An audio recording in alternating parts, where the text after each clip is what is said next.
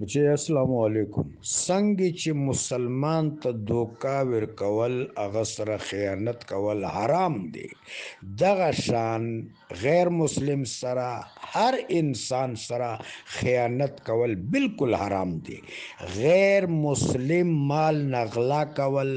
هغه سره خیانت کول، هغه سره دروغ کول، هغه سره دوکا کول دغه شان حرام دی څنګه چې مسلمان سره حرام دی. بلکې سرکار دو عالم صلی الله علیه وسلم فرمان دا چې چا چې غیر مسلم سره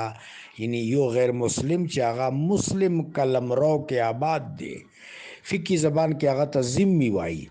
هغه ذمي سره چې چا زیاتی وکړو، دوکا یې وکړه، هغه ته نقصان ورکړو، که هغه ته دنیا کې انصاف نشلو ملاو، زه به محشر میدان کې هغه وکیل په طور باندې الله تبارک وتعالی دربار کې دعوه کوم، زه به الله تبارک وتعالی په دربار کې نالش کوم، شکایت به وکړم چې یا الله دا د تا بنده دی، آدم علیه السلام اولاد دی، د سره مسلمانانو دا دوکا کړی دی.